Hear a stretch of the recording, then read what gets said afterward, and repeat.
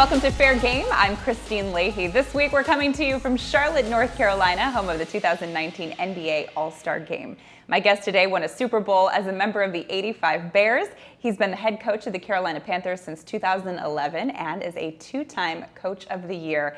Riverboat Ron Rivera. Thanks so much for coming. Well, thank you, Kristine. Great to be here. This was like a 2-block walk for you, right? The stadium's just right over there. Pretty much so. I mean, it's downtown. Just it's an easy place to get to, and it is a beautiful stadium. Mm-hmm. So we're here for the All-Star Game, and one of the big All-Stars that's playing right now is Steph Curry, who also happens to be a huge Panthers fan. He's even drummed the drum for you guys. Has he ever asked for you guys to talk football, to come to games?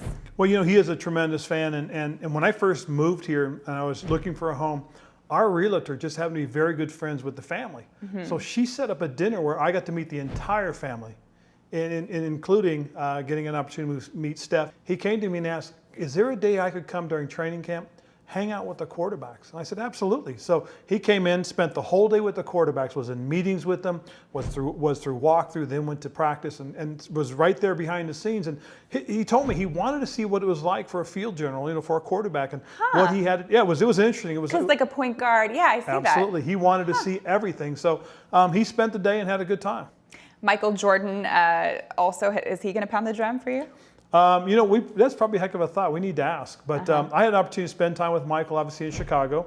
Got a chance to see all 6 of their championships when he was there, and to have developed a little bit of friendship with him as well. And he's been great. He really has. You guys started out the season great, 6-2.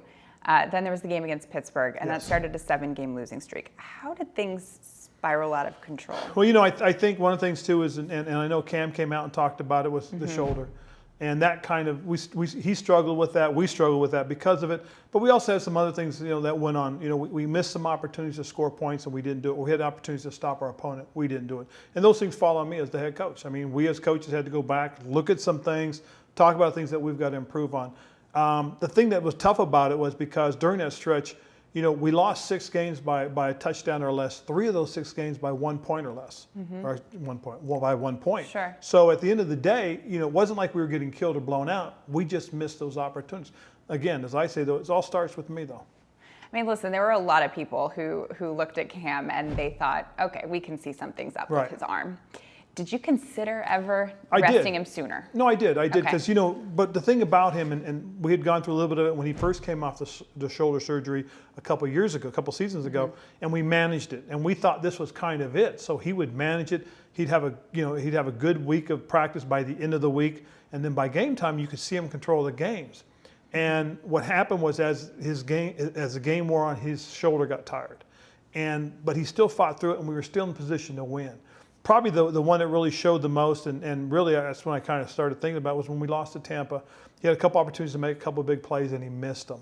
And, you know, we really sat down and talked to him, and he said, no, I'm all right, you know, I can fight through.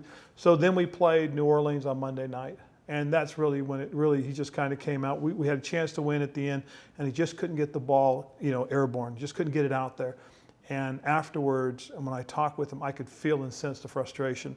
So the next day, we sat down with him and talked to him, and I told him, I said, you know, I'm going to shut you down. And I just, because it was, you know, it was really one of those things that he needed to take the step back. He needed to just take some time. And then eventually, you know, once we got in the off season, he did have the procedure, which he talks about in his little video, and explains exactly, you know, that now, you know, he feels that, hey, I got it back, I've got my range of motion, and it's time to go forward. You've said now in the offseason that protecting Cam is your #1 priority.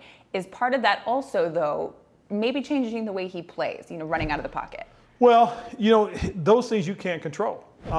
And one thing that I don't think What do you mean you can't control? Well, because sometimes he'll pull the ball down and run. If he sees, you know, certain things that are going on, he drops it back for a pass, and he sees certain types of coverages, and he sees that hole in the middle and knows he can pick up the first down. He's going to tuck it and go because he's that type of competitor. And what's interesting, though, is when we went back and we drafted him, we looked at every one of his runs.